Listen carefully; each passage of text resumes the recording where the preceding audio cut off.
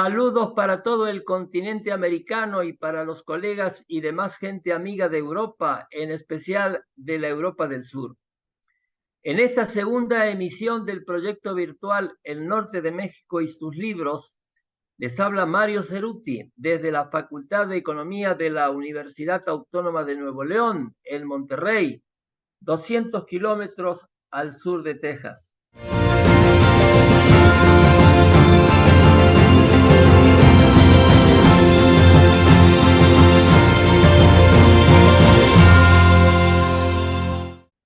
Iniciaremos este programa con la presentación del libro coordinado por Guadalupe Rodríguez López, publicado en el 2005. Su título, La nostalgia y la modernidad, empresarios y empresas regionales en México, siglos XIX y XX. La coordinadora y autora es maestra en Sociología por la Universidad Nacional Autónoma de México, investigadora y exdirectora del Instituto de Investigaciones Históricas de la Universidad Juárez del Estado de Durango. Conduce actualmente la editorial de dicha universidad. Es integrante de nuestra Asociación de Historia Económica del Norte de México y su especialización trata de historia bancaria y de las finanzas. Los comentarios estarán a cargo de Ricardo León García, doctor en Ciencias Sociales, antropólogo e historiador, investigador de la Universidad Autónoma de Ciudad Juárez, miembro fundador de la Asociación de Historia Económica del Norte de México, editor de la revista Cuadernos Fronterizos y su última publicación, Chihuahua, un acceso de modernidad, 1880-1920, editado por la Universidad Autónoma de Nuevo León. Adelante, Ricardo, por favor. El esquema de optimismo por la creación y desarrollo de empresas en el norte mexicano de finales del siglo XIX e inicios del XX está muy bien delineado en el texto introductorio presentado por el colega Arturo Carrillo, argumentado a detalle a partir del trabajo de Mario Ceruti que abre este volumen, donde propone categorías analíticas como redes y bolsones empresariales. Estas categorías muestran su eficacia al plantear el ejemplo de la red empresarial cuyo nodo más dinámico es la ciudad de Monterrey, al que se agregan los nodos de La Laguna y la región de Chihuahua. Para lograr que las categorías sean viables en el análisis, Ceruti agrega la de capital social como motor que impulsa esas redes y se convierte en el aglomerante de los bolsones. ¿Cuál es el origen de esta propuesta? La información que hasta esa época se venía procesando en esta red de investigadores norteños, muy bien conectados con colegas del resto del país, así como de Colombia, Argentina y España principalmente. Pero lo fundamental en este tipo de trabajo de inicios del siglo XXI es la amplitud de las fuentes. Si bien todos hemos tomado como punto de partida los trabajos de los colegas de aquí y de allá, debemos poner en claro que las experiencias de la minería de la información, como ahora se dice, esas exploraciones en los archivos que habían permanecido sin visitarse, sin tocarse, muchas veces sin estar ordenados, fue vital para que esto creciera. De esta manera, en el caso del texto de Ceruti sobre redes y bolsones empresariales en el norte mexicano, su inmersión en los archivos particulares de empresarios, en los de algunas grandes empresas como el Banco Nacional de México, en los generales de los gobiernos locales, así como en los archivos notariales o de instrumentos públicos. Con todo este entramado de fuentes y de aportaciones de otros investigadores, así como a partir de una cuidadosa revisión de quienes a nivel teórico y metodológico han propuesto formas de abordar las expresiones del capitalismo a partir de la formación de empresas y su relación con el Estado, Ceruti, como el resto de los colegas que participaron en la integración de este volumen, logran darle unidad. Monterrey no es sede del único nodo empresarial ni única sede de un bolsón empresarial del norte mexicano. El resto de los trabajos integrados en el libro aporta la información suficiente para probar que la empresa capitalista provenía del esfuerzo de muchos individuos de la más diversa índole.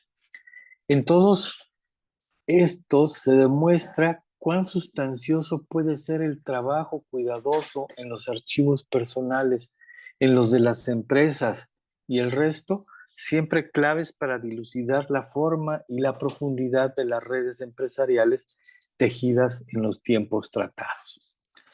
Es evidente que la construcción de la modernidad capitalista en México, siempre periférica, como debió suceder en muchas otras latitudes, obedece a la suma de esfuerzos con sus triunfos y fracasos de grupos e individuos de diversas partes dentro del territorio de la nación. Jamás podrá ser considerado como una dinámica nacional al unísono. Esto lo ha venido tratando el conjunto de asociados por más de 3 décadas. De ello dan cuenta Gustavo Aguilar y Diana Burgos cuando hablan de la familia Cloutier en Sinaloa, expresión de propietarios rurales de inicios del siglo XX, cuyo gozne de comportamiento empresarial lo encarna el nodo lagunero encabezado por John Brittingham y sus socios, asunto abordado por Cerruti. De manera similar, los grandes propietarios de tierras que marcaron una gran diferencia a finales del XIX e inicios del XX con respecto a los sujetos que anteriormente ejercían la propiedad casi de manera señorial, un tanto alejados de las grandes corrientes del mercado capitalista que se encontraba en formación, dirigido por personajes como Brittingham desde la región lagunera, que incluye Torreón, Gómez Palacio, Lerdo y anexos. Llama la atención la experiencia de la familia Cloutier en Sinaloa, emanada de la vieja élite sinaloense, la alianza matrimonial de la hija de la familia Cañedo de Culiacán con un médico procedente de Montreal, que sabía muy bien los rumbos que estaban tomando los procesos de producción e inversión de capitales, dio origen a una larga historia de varias generaciones de una familia promotora de inversiones en el sector agropecuario, pesquero, comercial y minero. La profundidad de los datos y la gran extensión en el tiempo que fue posible reconstruir para la historia de la familia Cloutier se debe a un fuerte trabajo de recopilación en los archivos locales sinaloenses que contienen los instrumentos públicos de la entidad. El texto firmado por Guadalupe Villa sobre los alemanes Merton y el de César Navarro, que trata la American Smelting en Durango, también plantean un afán por sostener empresas de extracción y refinación de recursos minerales que al tiempo que son abastecedoras de la industria, son promotoras de establecimientos que les reforzaba sus cadenas de producción para mantenerse en la competencia. El camino construido por los Merton en Durango es un claro ejemplo de la manera como se embonaba la producción minera en México con el mercado internacional y cómo, además, las industrias extractivas en el norte mexicano forman parte de una larga cadena de valor y riqueza que se ostenta muy lejos de los yacimientos explotados. La doctora Villa demuestra, pues, que el trabajo de los Merton, sus inversiones en una tierra que quizá nunca vieron, formaron parte de Metalgesellschaft de Frankfurt y de la American Metal Company con sede en Nueva York, empresas controladoras de los precios de los metales en el mundo. Su sección mexicana devino en la compañía Peñoles, que aunque ya no parte del consorcio Merton, sí mantiene un significado prominente en las nuevas redes de inversión y grupos consolidados que definen ritmos y formas en las economías del mundo. De cualquier manera, es destacable que los archivos de la compañía Peñoles han sido pieza clave para la comprensión de las redes tejidas por los Merton y sus gerentes que sobre el campo duranguense se encargaron de la consolidación del emporio minero metalúrgico alemán del cambio de siglo. Debo mencionar en este sentido que el trabajo de Rocío González Maíz sobre la empresa Manufacturas Metálicas Monterrey, aunque dentro de una temporalidad muy diferente a los trabajos del resto del volumen, en este caso trata de un pasado reciente. La recta final del siglo XX demuestra la pertinencia de los estudios de la historia empresarial, ya que a partir de circunstancias diferentes, de coyunturas nuevas, la manera de definir los caminos que se han de abrir o la manera de recorrer las vías ya abiertas permite comprender y evaluar las posibilidades de tal o cual forma de ente empresarial, así como los ritmos que deba imprimirse a las innovaciones o los tipos de riesgo que se deban tomar para que el optimismo de los proyectos se convierta en resultados positivos. Manufacturas Metálicas Monterrey de la segunda mitad del siglo XX no era lo mismo que Peñoles en sus primeras décadas de existencia. Sin embargo, la práctica alcanzada en su relación con las múltiples vertientes del mercado mundial y la percepción de posibles nuevos nichos de trabajo e inversión se logra también al evaluar las experiencias de otros en diferentes lugares y épocas. Las fuentes consultadas por Rocío González, por lo mismo, son de naturaleza diferente. Su trabajo descansa en la documentación privada de la familia Zambrano, en los archivos de las empresas vinculadas a ellos, así como en un arduo trabajo de entrevistas a los actores de esta historia reciente. También el trabajo de Moisés Gámez, colega de San Luis Potosí, proporciona en este volumen una serie de consideraciones prácticas que permiten contrastar la inversión mexicana en el sector minero en dos entidades federativas contiguas, San Luis Potosí y Zacatecas, durante el periodo en que el general Porfirio Díaz fue cabeza de Estado y gobierno en el país. Gámez hace explícito el uso de una base de datos propia conformada por la integración de elementos provenientes de archivos públicos, municipales, estatales, federales, privados, publicaciones nacionales y extranjeras en diferentes épocas. Regreso y terminaremos con Durango. En el sector comercial, de la misma manera que en el minero e industrial en general, se expresan las tendencias de modernización y ampliación de las inversiones. Guadalupe Rodríguez se encarga de caracterizar a los capitalistas franceses también con optimismo por el futuro, aunque en sectores de menor riesgo que el resto de los empresarios que habíamos mencionado. Vale indicar que los comerciantes de origen francés fueron quienes impusieron la ropa hecha como una mercancía que a principios del siglo XX se generalizó. Nos plantea Guadalupe Rodríguez que los franceses que arribaron a tierras de Durango eran inmigrantes en busca de la fortuna que no habían logrado en su país de origen, que se dedicaban a lo que fuera para más o menos sobrellevar su condición de extranjería a la que se sumaba la de pobreza. Ha sido complicado para nuestra autora seguir la pista de decenas de franceses llegados a Durango durante las primeras décadas del siglo XIX, precisamente debido a la poca notoriedad que alcanzaron dentro del ámbito político y económico. Los nombres se pierden, las pistas se esfuman en los archivos. Un apellido francés de esas primeras y tímidas oleadas de inmigrantes franceses fue Vejan Lapeluse, de una pareja alpina que supo permanecer como parte de un sector de inversionistas que, si bien no descollaron por su brillantez en los negocios, sí marcaron una época de apertura para nuevos inmigrantes del sur francés, algunos de los cuales trascendieron el porfiriato y se mantuvieron dentro de los círculos de la élite local. El apellido Vejan se liga a la formación de la compañía Peñoles también, ya referida hace unos minutos.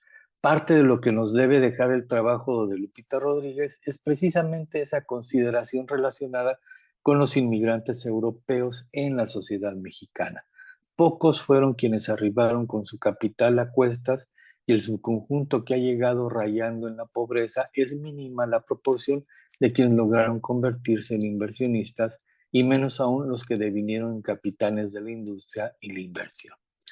El trabajo de la maestra Rodríguez, debe indicarse, descansa mucho en las fuentes documentales de los archivos de notarías de Durango, así como del municipal de la ciudad capital. En términos generales, es lo que yo debo mencionar sobre este volumen llamado La nostalgia y la modernidad, coordinado por Guadalupe Rodríguez y publicado por la Universidad Juárez del Estado de Durango en el año 2005. Gracias, Ricardo, por tu comentario. Ahora escucharemos la respuesta de Guadalupe. Por favor, Guadalupe. Muchas gracias a Ricardo por sus observaciones, sus comentarios, sus análisis de este libro. Quiero referirme a lo que nos recuerda Arturo Carrillo en la introducción del libro, que de 1999 al 2004, quienes integrábamos la germinal Asociación de Historia Económica, nos reunimos en 5 distintas ciudades para celebrar un seminario sobre empresas y empresarios mexicanos y regionales, con el propósito, nos recuerda el mismo Carrillo, de, cito, intercambiar experiencias sobre los avances que están teniendo la historia de empresa y la historia empresarial en el ámbito regional e impulsar estos estudios. Cierro cita. En 2004 le tocó a Durango acoger la 5ª edición de este seminario, de donde surgió justamente este libro. De esa reunión, 5 años después de haberse celebrado la primera, Arturo Carrillo escribió lo siguiente, cito, en este 5º seminario destaca la calidad y madurez de los trabajos. Ya no se trata solo de ensayos pioneros e incipientes, sino que son fruto de investigaciones más integrales. Cierro cita. Y aquí viene mi primera reflexión. Yo creo que aquellos trabajos presentados en 2004 y publicados en 2005, en efecto no eran ya incipientes, pero eran, igual que los primeros, pioneros en algo. Pienso, por ejemplo, en la posibilidad que tuvimos casi todos los autores de sus trabajos de hurgar en archivos aún vírgenes de algunas empresas y de acceder incluso a testimonios de viejos empresarios que se abrían cada vez con más soltura a la investigación académica. Esto, como bien lo dice Carrillo, fue tanto más apreciado dada la carencia que tenían los empresarios de espacios y medios, cito, para la reflexión de sí mismos. Por otro lado, también la teorización a la que ya refiere Ricardo era algo novedoso, lo que se hace presente en el libro, en lo que Carrillo llama intentos de contextualizar teóricamente las investigaciones. La necesidad de construir un discurso propio para el tema de estudio en gestación propició la creación y adopción de teorías y categorías particulares. Esas investigaciones fueron, pues, pioneras en varios aspectos, tales como el acceso a archivos intocados y la teorización. Con ello podríamos ejemplificar cómo finalmente y de manera recurrente en las ciencias sociales, en la historia se va siendo pionero en algo. Ahora, a casi 2 décadas de lo que escribió nuestro querido Arturo Carrillo sobre los trabajos de este libro, yo preguntaría, ¿qué podríamos decir ahora de aquellos trabajos realizados hace 20 años en comparación con lo que hacen hoy las y los estudiosos de la historia de empresa y de la historia empresarial? Bueno, de entrada algo nuevo es que hoy hay que decir las empresarias y los empresarios. Pero bueno, desde mi punto de vista, y aclaro, alejada como he estado de la investigación y de las investigaciones en los últimos años, creo que una diferencia de los estudios actuales con los publicados en este libro podría ser el interés temporal. En el libro de la nostalgia y la modernidad es evidente la necesidad natural que existía entonces por conocer y explicar el siglo XIX con sus emergentes trazos de modernidad en las figuras de la empresa y de los empresarios. De los 14 trabajos publicados, 12 bordan sobre el siglo XIX, mayormente en su segunda mitad y con ligeros asomos al siglo XX que cuando más llegan a 1940, en solo 2 casos. Únicamente 2 trabajos son sobre el siglo XX, el de Maru Romero, que estudia una compañía azucarera del 20 al 40, y el de Rocío González Maíz, con su estudio sobre manufacturas metálicas de Monterrey, que se va a la segunda mitad del siglo XX, 1956 al 2000. Creo, sin saber a ciencia cierta, que el interés por el siglo XX puede haberse acentuado en la última década ante la apremiante necesidad de comprender y explicar el siglo XXI. Conocer el 20 como el referente más inmediato a esta centuria que avanza vertiginosamente, ciertamente no para mi nieto, pero sí para mí y para mi generación. Para terminar, bueno, yo agradezco a Ricardo la elección de este libro y los valiosos comentarios al mismo, así como reconozco y agradezco a Mario Ceruti porque no ha quitado el dedo del renglón en más de 20 años para ahondar en el estudio de la historia económica, para consolidar la asociación y para difundir todo lo que ahí se genera. Gracias, Mario, y gracias a la doctora Díaz por ser hoy nuestra anfitriona. Y cierro con una pregunta que quizás se pueda responder o no aquí por el mismo Ricardo, quien yo sé que permanece productivo y al tanto de lo más reciente en historia económica.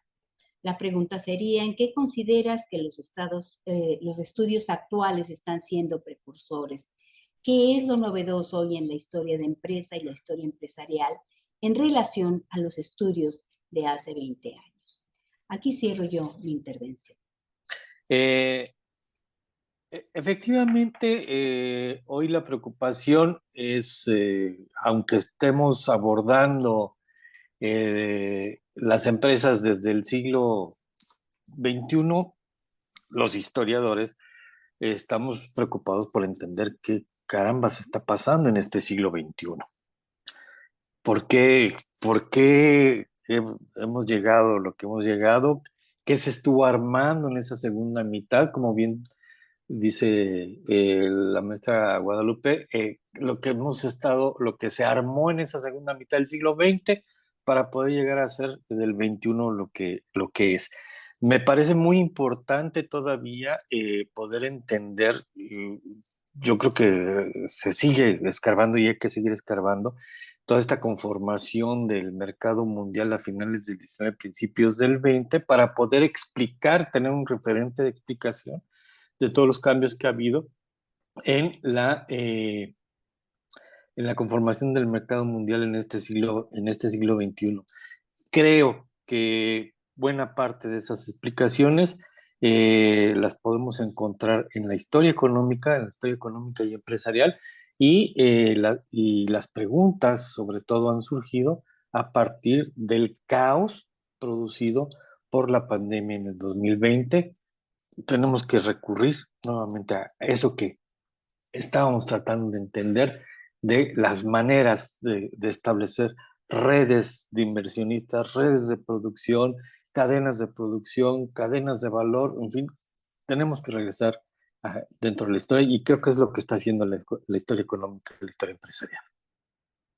Muchas gracias, Ricardo León y Guadalupe Rodríguez, por los comentarios y la presentación de este primer libro en nuestra segunda versión del Norte de México y sus libros.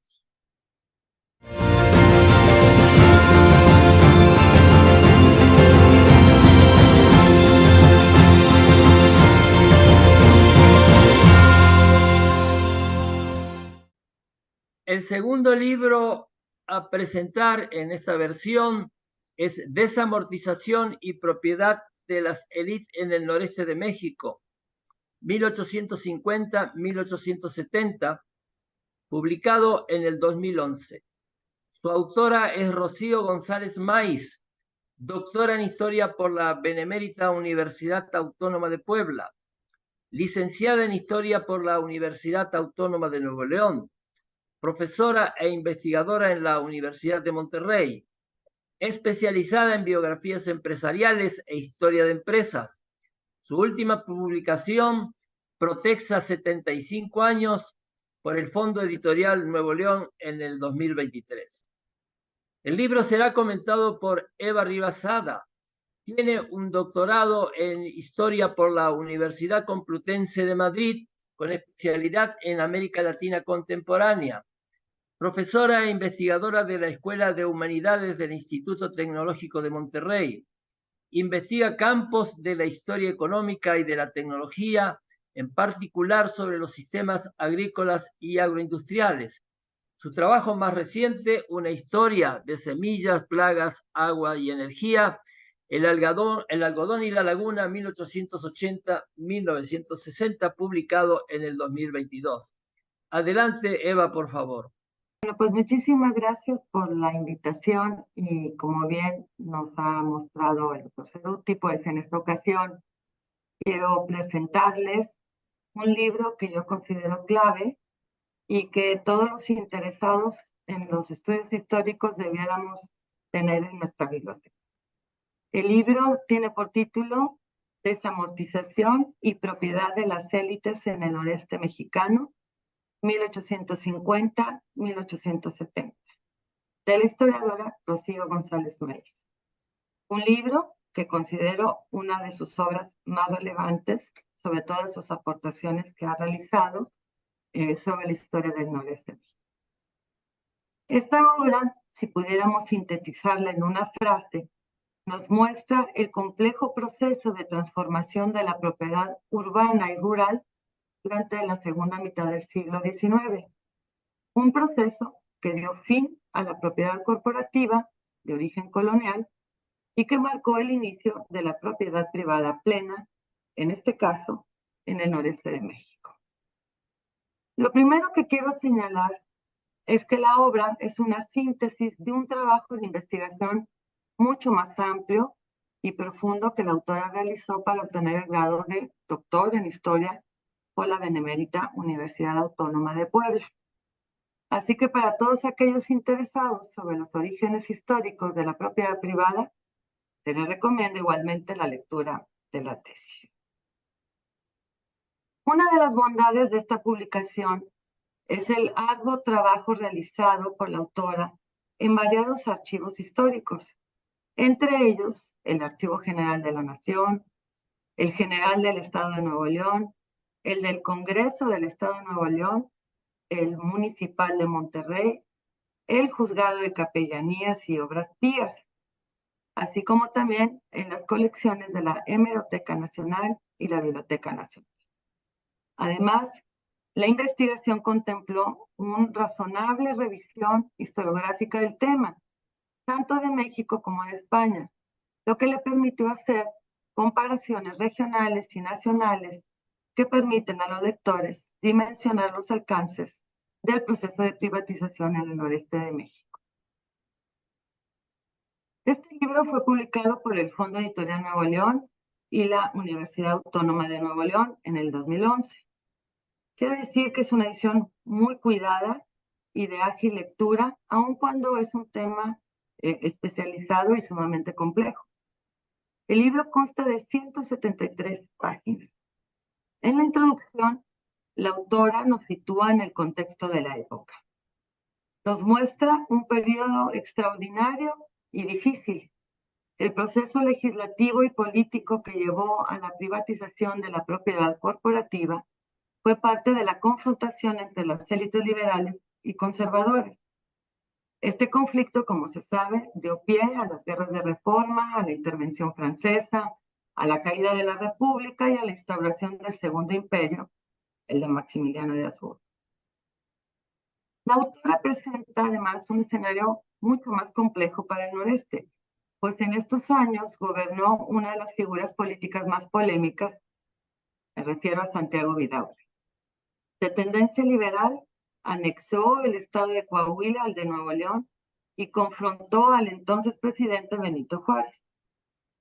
Vidaurri tomó medidas desamortizadoras antes que el gobierno nacional e impactaron tanto a los pueblos y ciudades de Nuevo León como a los de Coahuila. También cabe decir que los resultados de esta investigación se presentan en 4 capítulos. El primero lleva por título Los bienes de propios de la ciudad de Monterrey. En él se explica en qué consisten las tierras de propios, ejidales y dehesas del Ayuntamiento de Monterrey, cuyo origen se remonta a la legislación colonial sobre nuevos poblamientos, y en particular la de los asentamientos españoles. Nos ofrece también una descripción sumamente detallada de las propiedades urbanas y rurales que poseía el ayuntamiento y que constituyen su principal fuente de ingresos fiscales a través de la venta particulares de la tierra y del agua. Nos ofrece una descripción geográfica detallada de las dimensiones de los predios y de la dotación de agua en manos del ayuntamiento, su valor económico, así como las dificultades en su administración a lo largo del siglo XIX. Los capítulos centrales del libro son el segundo y el tercero, ambos relativos al proceso regional de desamortización de la propiedad corporativa. El segundo lleva por título La desamortización de los bienes civiles. En él se observa el proceso de privatización de las tierras urbanas y rurales de propios y del ejido del Ayuntamiento de Monterrey, así como sobre los derechos de agua que poseía de los ríos Santa Catarina y San Juan y de varios ojos de agua ubicados dentro del núcleo urbano. El tercero, titulado Nacionalización, redención de capitales eclesiásticos, incautación de bienes civiles, describe la desamortización de los bienes de la Iglesia en varios de los principales núcleos poblacionales de Nuevo León y Coahuila, así como la incautación de las propiedades de aquellos personajes acusados de traición por haber apoyado la intervención francesa y al imperio de Maximiliano. En general, ambos capítulos nos ofrecen información a detalle sobre los movimientos registrados en torno a la tierra y el agua, el valor económico estimado de ambos recursos en las subastas públicas, los mecanismos y facilidades de financiación otorgados por las autoridades a los particulares, los montos que cubrieron y los plazos otorgados. En ambos capítulos, además, se muestran otros mecanismos de acceso a la propiedad, tales como la ratificación de las antiguas mercedes, las prescripciones, adjudicaciones y denuncios de tierras baldías. Por último, Élites, Desamortización y Finanzas Públicas recapitula la información de los apartados previos para mostrarnos con claridad quiénes fueron los principales beneficiarios. Personajes letrados, funcionarios, autoridades políticas y militares y las élites económicas, todos adeptos a la causa liberal y republicana. De igual forma, muestra el monto total recaudado y su destino militar, es decir, el sostenimiento del ejército en el marco de las guerras. Y cierra con un problema fundamental, a saber, el futuro de las finanzas municipales tras la pérdida de buena parte de su patrimonio destinado al mantenimiento de la burocracia y de los servicios públicos, tales como la educación. El libro cierra con una recapitulación del proceso histórico descrito. Cuenta además con un apartado de anexos en el que se reproduce la ley estatal de desamortización de propios y ejidos para Nuevo León y Coahuila, publicada en 1858, y un glosario muy útil de medidas antiguas y su conversión al sistema métrico decimal que facilita la comprensión de las dimensiones de los bienes raíces y de los volúmenes de agua que se privatizaron. Entre sus muchas aportaciones quiero señalar al menos 4 de ellas.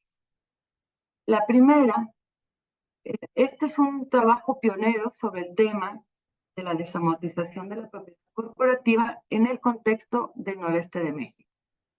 Y uno de los pocos de la historiografía mexicana que presta atención al proceso de desamortización de la propiedad de los ayuntamientos de los antiguos pueblos españoles, pues la mayoría de las investigaciones se ha centrado en la desamortización de los bienes de la Iglesia y de los pueblos de India. La segunda aportación considero que nos muestra cómo el proceso de desamortización generó un mercado de tierras muy dinámico durante la segunda mitad del siglo XIX, en el que se capitalizaron las élites locales y que décadas después fue clave en el proceso de urbanización y de industrialización de la ciudad de Monterrey. Pero también este libro nos muestra cómo se beneficiaron numerosas familias en el ámbito rural, mucho menos pudientes, con el que pudieron entrar en propiedad plena. En ese sentido, la desamortización fue clave en el surgimiento de la citricultura de exportación típica de los municipios de la falda de la Sierra Madre Oriental. La tercera aportación es que esta investigación nos ofrece un importante antecedente sobre los derechos, la gestión y los conflictos por el agua en el noreste, tema que obviamente trasciende a la época y que nos sigue afectando hoy en día. Nos recuerda que el agua es la que le brinda valor a la tierra y no viceversa. y ha sido y es el bien más apreciado en el norte de México. Es el antecedente inmediato de los servicios de la empresa Agua y Drenaje de Monterrey, fundada a finales del siglo XIX, y de los problemas suscitados por los derechos de agua entre particulares y el poder público, en virtud de la construcción de las grandes obras hidráulicas del siglo XX para el suministro del agua urbana, rural e industrial. Por último, el libro nos enseña el origen del debilitamiento fiscal de los municipios mexicanos. Sin duda, uno de los temas políticos y fiscales más sensibles que nos aquejan hoy en día. Después de leer este libro, es evidente que antes del proceso de desamortización, los municipios contaban con mayores recursos y autonomía que en la actualidad. Por todo ello, les recomiendo la lectura de este libro, clave para la comprensión de la expansión de la propiedad privada y del propio poder público en el norte de México. Muchas gracias. Muchas gracias por tu comentario, Eva Ribasada. Vamos a pasar ahora la palabra a la autora del libro. Adelante, Rocío, por favor. Muchísimas gracias por la invitación, gracias a los promotores de este programa, a Mario Ceruti, tanto como a la doctora Adela Díaz, y igualmente para la doctora Eva Rivas, muchísimas gracias por sus comentarios. Definitivamente el tema es complejo. Yo quisiera ampliar un poco la comparación con el proceso en España. Fue un año antes con la ley Mados el definitivo, aunque había habido varios intentos anteriores de desamortizar en 1855 y nuestra ley Lerdo es de 1856. Sin embargo, el proceso en España fue mucho más complejo por las tierras de la nobleza, etcétera. Pero la legislación mexicana está copiada casi al pie de la letra por la legislación española, pues después de la independencia se decretó que las leyes siguieran vigentes mientras no hubiera otro tipo de leyes, ¿no? Entonces, en la Constitución siguió así después de la independencia y las leyes, la legislación es muy, muy parecida, aunque el proceso tiene, por supuesto, sus diferencias. En cuanto al contexto del gobierno vidaurrista, Vidaurri empieza la nacionalización de los bienes de la iglesia sin esperar a la ley de 1859, porque la ley del 56 sí desamortizaba los bienes de la iglesia, pero decía que la iglesia los vendiera. Vidaurri incauta los bienes de la iglesia. Los que hemos estudiado a Vidaurri sabemos que su gobierno fue un gobierno unipersonal, un gobierno autocrático, y en medio de un contexto de guerra, aunque siempre apoyando a la causa liberal, siempre apoyando al gobierno de Juárez, etcétera, sin embargo, siempre defendiendo la soberanía regional, y eso lo hace que tome medidas por su cuenta.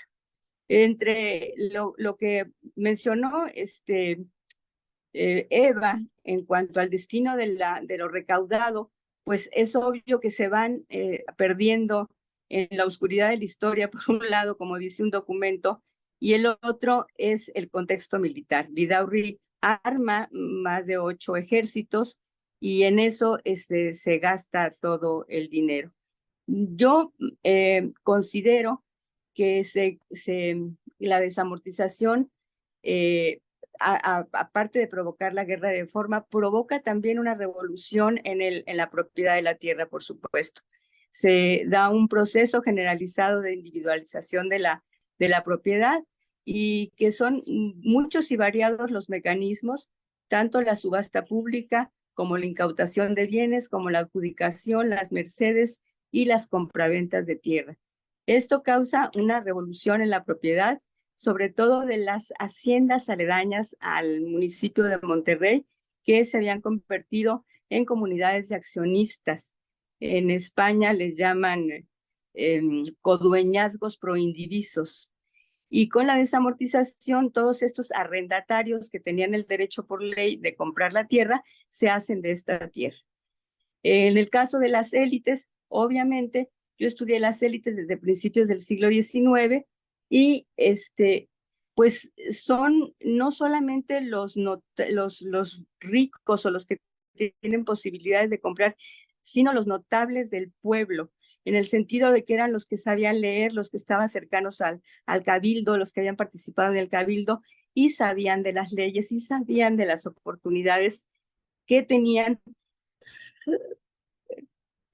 perdón, para denunciar las tierras y para hacerse de ellas. No sé si haya algún comentario, Eva, de lo que yo estoy diciendo o de lo que tú quieras ampliar al respecto. Sí, Rocío, muchas gracias. Considero que una de las partes importantes de tu obra es cómo muestras el debilitamiento fiscal de los municipios, ¿no? A través de este proceso de desamortización. Si pudieras explicar un poco más cómo era, cómo estas tierras eran principales fuentes y cómo cierra al final del proceso de desamortización. El rubro en la tesorería de los propios es el ingreso que tiene más alto el municipio. Después de la desamortización, pues tiene que poner impuestos, o sea, arbitrios. Pero tenemos las barras ahí en el libro de cómo van bajando los ingresos, cómo van subiendo por las ventas, etcétera, durante la desamortización, pero un comparativo con lo anterior va bajando después los ingresos en el municipio. Y yo creo que también no solo económicamente es afectado el municipio, sino políticamente. Nunca más vuelve a tener tantas atribuciones el municipio, porque surge el Estado Nacional, surge los gobiernos con su autonomía, etcétera, y entonces el gobierno se hace más fuerte, los gobiernos estatales, y el municipio pierde mucha influencia, mucho poder.